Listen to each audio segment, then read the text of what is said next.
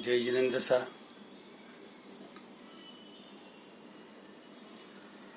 Subject है कर्म, कर्म फल और कर्म फल परिणाम। हम अभी तक जो मान रहे थे वही है या रियलिटी कुछ और है, इस पर हम 2 वीडियो पहले बन चुके हैं। वो कुछ अधूरे रह गए हैं किसी कारण से, तो वहीं से शुरुआत करते हैं। बात हो रही थी पूर्व भव और पुनर्जन्म के बारे में। बहुत पूरी दुनिया में 100, 125, 150 करोड़ व्यक्ति ऐसे होंगे जो पूर्व भव और पुनर्जन्म में मानते हैं, पास्ट लाइफ रीबर्थ में मानते हैं। बाकी लगभग नहीं मानते हैं, प्रेजेंट लाइफ को ही सब कुछ मानते हैं। तो ऐसे व्यक्तियों के लिए मैंने पिछले 2 जो छोटे छोटे वीडियो बने हैं उसके अंदर लगभग 5-7 प्रश्न खड़े किए थे, उस पर भी वो सोचें। और इस वीडियो में मैं कुछ प्रश्न उनके लिए कर रहा हूं, उस पर भी वो सोचे, उसका उत्तर देने की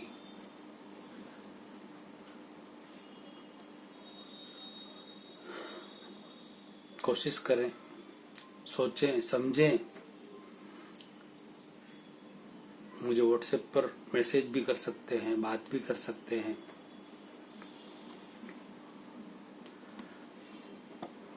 कि यदि हमारी पास्ट लाइफ नहीं है तो एक व्यक्ति एकदम गरीबी की स्थिति में एक अमीर, एक जीव व्यक्ति को तन पर ऐसी जबरदस्त ठंडी में पहनने को कपड़े तक पूरे नहीं हैं, और एक व्यक्ति के पास इतना साधन है कि मैं कौन सा ओढ़ूं और कौन सा पहनूं। एक व्यक्ति जन्म से ही अपंग है, एक व्यक्ति को सुंदर अंगों पांग मिले हुए हैं, एक व्यक्ति जन्म से ही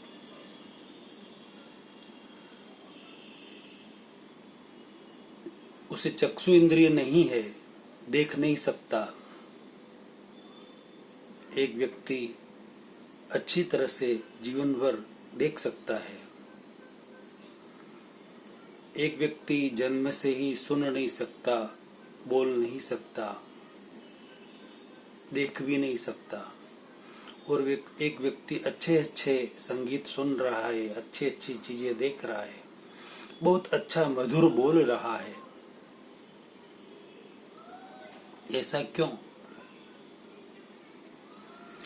एक बच्चा जन्म लेते ही तुरंत मृत्यु हो जाती है, एक 100 साल तक जीकर आराम से उसकी लाइफ पूरी कर फिर मृत्यु होती है। ऐसा क्यों? एक जीव गर्भ से ही मरा हुआ जन्म लेता है, एक तुरंत मृत्यु हो जाती है, एक की 2 साल बाद, एक की 6 साल बाद, एक की 8 साल बाद, एक की 10, 15, 20, 25, 50, 60, 70, 80, 100, इस तरीके से अलग अलग आप सबके सामने हो रही है मृत्यु लोगों की। ऐसा क्यों? उसके पीछे का रीजन क्या? एक व्यक्ति को देखते ही अच्छा लगता है, उसके पास बैठने की इच्छा होती है, उसकी बात सुनने की इच्छा होती है, और एक व्यक्ति के पास बैठने की इच्छा नहीं होती, बात करने की इच्छा नहीं होती। ऐसा लगता है वो यहाँ से चला जाए तो ठीक है। ऐसा क्यों? एक बहुत ही सुंदर दिखने वाला है, अंग उपांग उसके बहुत बढ़िया है, रूपवान है, और एक कुरूप है। ऐसा क्यों? एक को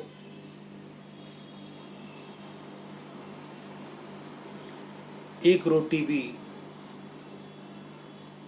मुश्किल से नसीब होती या नहीं होती, और एक के सामने 32 भोजन और 33 तरकारियां तैयार है, और उनको मनुहार कर करके ये लीजिए, ये खाइए, वो खाइए, वैसा हो रहा है। ऐसा क्यों?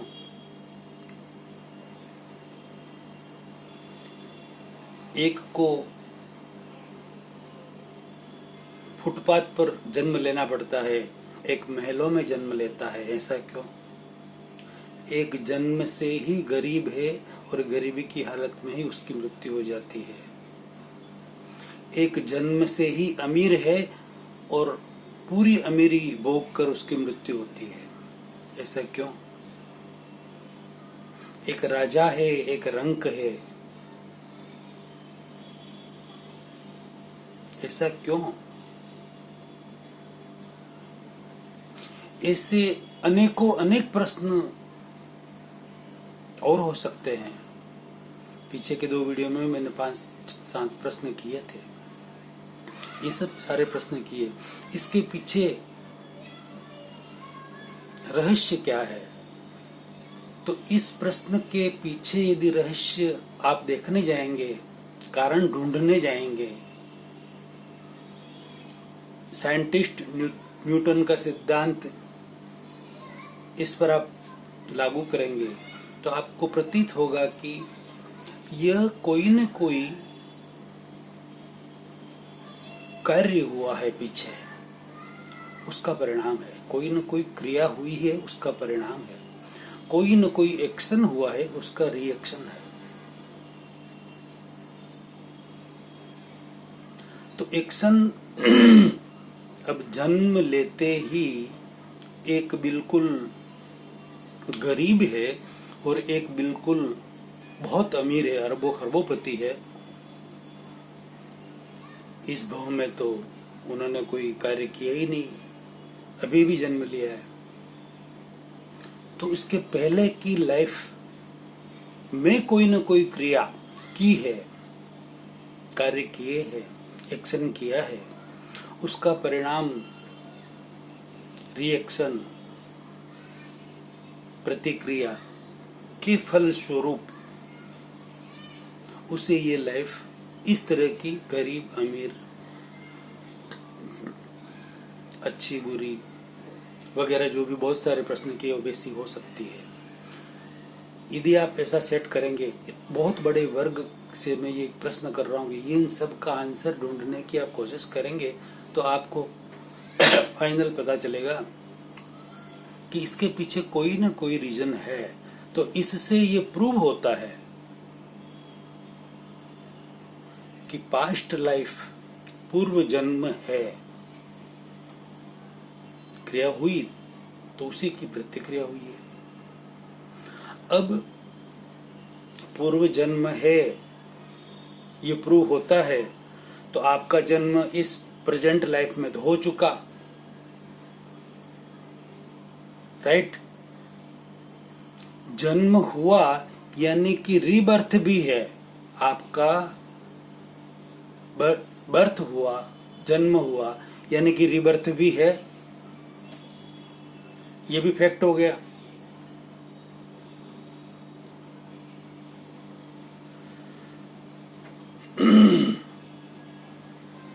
अब इतना समझने के बाद भी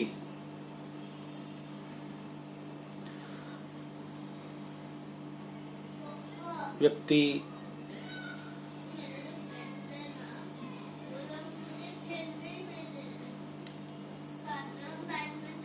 बहुत सारी उलझनों में उलझे रहते हैं, बहुत सारी तकलीफों में, दुख में, दर्द में, पीड़ा में उलझे रहते हैं। उसके पीछे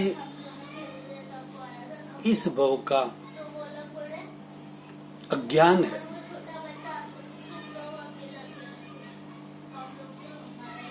इस भव का अज्ञान है। वह अज्ञान कैसा?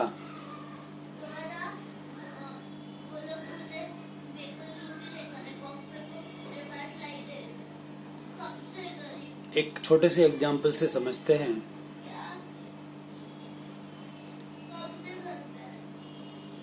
कि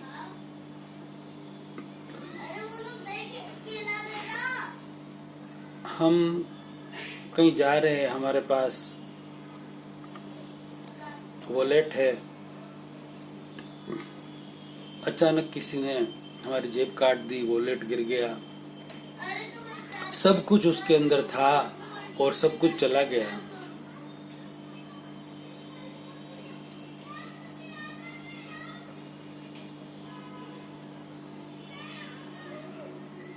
तो इंसान दुखी दुखी दुखी दुखी हो जाएगा। और उसके पीछे का उसे रीजन पता हो कि वॉलेट, हम बस में इतने व्यक्ति बैठे हैं या ट्रेन में इतने व्यक्ति इस कोच में बैठे हैं, किसी का तो नहीं गया, मेरा ही क्यों गया, मेरा ही क्यों गया। इसके पीछे का यदि रीजन समझने की कोशिश करें तो पता चलेगा कि मेरा और जिसने ये वॉलेट जेब काटी है मेरी, उसका कोई लेन देन था, वो पूरा हुआ। यानी कि आपकी जो ये क्रिया हुई आपकी ओर से, उसका निमित्त कोई भी बना,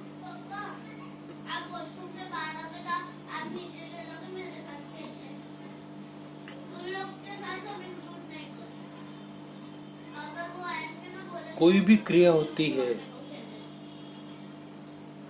तो निमित्त चाहे कोई भी बने, निमित्त कंप्लीट निर्दोष होते हैं, वो भी हम समझेंगे।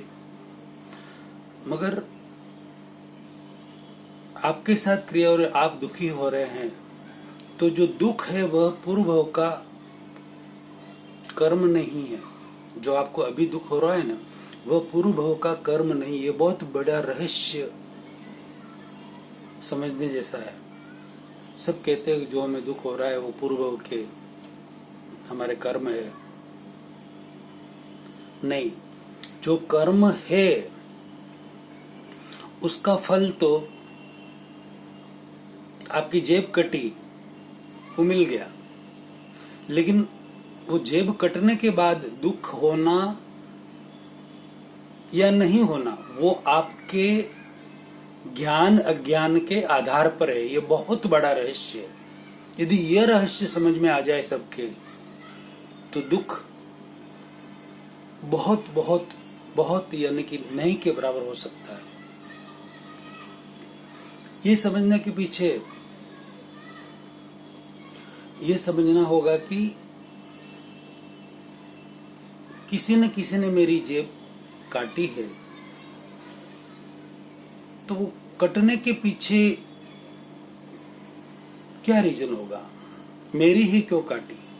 मेरे पास जो बैठा था उसकी नहीं कटी, इधर बैठा था उसकी नहीं कटी, पीछे बैठा था उसकी नहीं कटी, आगे बैठे थे उसकी नहीं कटी, 100 व्यक्ति थे कोच में, उनकी नहीं कटी, मेरी ही क्यों कटी?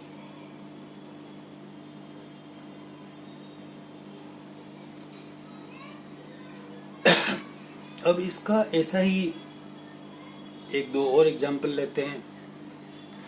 जैसे आप एक बस स्टैंड पर खड़े हैं और 100 व्यक्ति लाइन में खड़े हैं। कोई बाइक लेकर जा रहा है, उसका बैलेंस बिगड़ा और वह बाइक वाला सीधा आपके ऊपर आके गिरा बाइक के साथ। आपके पैरों में वगैरह चोट आ गई, आप गिर गए, बहुत सारी जगह लगी, फ्रैक्चर भी हो गया। ये सब आपके साथ क्यों हुआ? लाइन में तो 100 व्यक्ति खड़े थे, उनके साथ क्यों नहीं हुआ? आपके पास वाले के साथ क्यों नहीं हुआ? आपके राइट और लेफ्ट में जो खड़े थे, आगे या पीछे जो खड़े थे, उनके साथ क्यों नहीं हुआ? सिर्फ आपके साथ ही क्यों हुआ? उसके पीछे का रीजन, ये प्रश्न है, ये सबके लिए प्रश्न है, सारे व्यक्तियों के लिए, सारे धर्म के व्यक्तियों के लिए। समझे इस बात को। बहुत सारे एग्जाम्पल से, एक एग्जाम्पल जैसे कहीं सोए हुए हैं, छत पर सोए हुए हैं, कहीं खुली जगह में इधर उधर सोए हुए हैं, 10-20 व्यक्ति सोए हुए हैं। रात को कोई एक सर्प आया और 20, 25, 50 व्यक्ति सोए हैं। उसमें से बीच में जो व्यक्ति सोया है 15वें या 18वें नंबर का, उस व्यक्ति को वो सर्प काटता है और चला जाता है। 15-20 व्यक्तियों को छोड़ के ही वो 21वें व्यक्ति को काटने, आपको ही काटने क्यों आया? पहले 15-20 व्यक्तियों को उसने टच क्यों नहीं किया, उनको क्यों नहीं काटा? उसके बाद भी 25-50 व्यक्ति और आपके पास सोए हुए थे, उनको क्यों नहीं काटा? इसके पीछे का रीजन सोचिए, समझिए। ये सब समझने पर हमें गूढ़ रहस्य समझ में आएंगे, कर्म का सिद्धांत समझ में आएगा तो हमारा दुख मिटेगा। कर्म का सिद्धांत पूरा अच्छी तरह से समझे बिना दुख नहीं मिट सकता, चिंता नहीं मिट सकती, डर भय नहीं मिट सकता। इसलिए गहराई से समझने की जरूरत है। हम बस में कहीं जा रहे हैं, बस का एक्सीडेंट हो गया,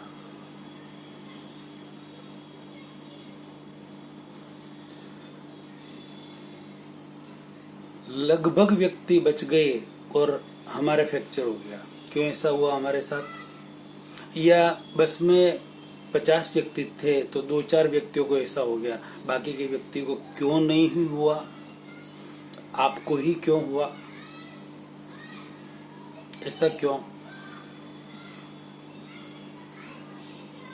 और कभी कभी ऐसा भी होता है कि 50 व्यक्ति में से उन 49 व्यक्ति घायल हो जाते हैं या कोई मृत्यु को प्राप्त हो जाते हैं और आप अकेले बच जाते, आपको एक खरोच भी नहीं आती। ऐसा भी होता है। ऐसा आपके साथ ही क्यों हुआ? उन सबको ऐसी सब तकलीफें आई, आपको क्यों नहीं आई? उसके पीछे का रीजन, कार में कहीं जा रहे हैं, एक्सीडेंट हो गया, उस कार को देखें, कोई भी देखेगा तो इसके अंदर तो कोई बचाव भी नहीं होगा। मैं मेरी ही बात करूं, हम 4 व्यक्ति बैठे हुए थे कार में, 120 की स्पीड पर कार चल रही थी। हम, मेरे जमाई चला रहे थे, बेटी बैठी थी आगे, हम दोनों पीछे बैठे थे, पति पत्नी। 120 की स्पीड में गाड़ी ने लेफ्ट साइड का जो आगे का टायर था, उसकी वो रोड थी वो टूट गई और टायर निकल चुका। हाईवे पर गाड़ी चल रही थी, गाड़ी ने टायर निकलने से गाड़ी ने एक पलटी खाई रोड पर ही, दूसरी पलटी खाई, तीसरी पलटी में टायर ऊपर और कंप्लीट उल्टी हो गई गाड़ी। हम अंदर बैठे हुए सब 2-3 बार ऊपर नीचे इधर उधर हो गए, कुछ समझ में नहीं आया। सारा मुश्किल से 10-20 सेकंड के अंदर, मतलब 1 मिनट के अंदर ये सब, 1 मिनट से भी कम में ये हो गया। उस गाड़ी की स्थिति को देखकर कोई भी कहेगा कि इसके अंदर कोई नहीं बचा होगा। ये मैं खुद का अनुभव कह रहा हूं। हम चारों थे, चारों को मामूली कहीं खरोच वगैरह, मामूली एक नॉर्मल, कुछ भी नहीं। हमें हम बाहर निकलने की पोजीशन में भी नहीं थे। मतलब हम तो एकदम सेफ थे, लेकिन इतना सब कुछ टूट फूट चुका था गाड़ी का, तो गाड़ी के दरवाजे को महा मुश्किल से खोल के कांच को कुछ तोड़ के आगे पीछे करके हम बाहर निकले, कुछ नहीं हुआ। ऐसा क्यों? ऐसे बहुत बहुत अलग अलग तरह के रीजन होते हैं जहाँ आश्चर्यचकित हो जाते हैं हम कि ऐसा कैसे हुआ, कैसे बच गए, और यहाँ कैसे ये सब किसी को कुछ नहीं हुआ। नाव चल रही है, 50 बैठे हुए हैं, 45 व्यक्ति की मृत्यु हो जाती है, अनेक समाचार आते हैं, हम देखते हैं। 5 व्यक्ति बच गए, उसमें से एक आप भी है। आप कैसे बच गए? नाव चल रही है और एक आप ही उस नाव में से कोई ऐसा रीजन हुआ और नदी में गिर गए और महा मुश्किल से बचे, ऐसा भी होता है। ऐसा आपके ही साथ क्यों हुआ? ऐसे अनेक प्रश्न ऐसे हैं, उन सब प्रश्नों को आप समझिए तो अच्छी तरह से इस कर्म के सिद्धांत को समझ जाएंगे तो ही दुख मिटेगा। इसी को हम आगे कंटिन्यू करते हैं, अगले वीडियो में लेते हैं। कर्म के गूढ़ रहस्यों को समझते हैं, और ये समझने के लिए आप लाखों करोड़ों व्यक्तियों में ये वीडियो शेयर करें तो लाखों करोड़ों व्यक्ति जो दुखी हो रहे हैं छोटी मोटी घटना के बाद, उनका दुख जरूर मिटेगा। आपका भी मिटेगा, उनका भी मिटेगा। दुख मिटेगा तो आपको आप पुण्य का काम करेंगे, पुण्य की अनुमोदना कर रहे हैं। अनुमोदना का जबरदस्त पुण्य आपको मिलेगा। जरूर शेयर करें। जय जिनेंद्र सर।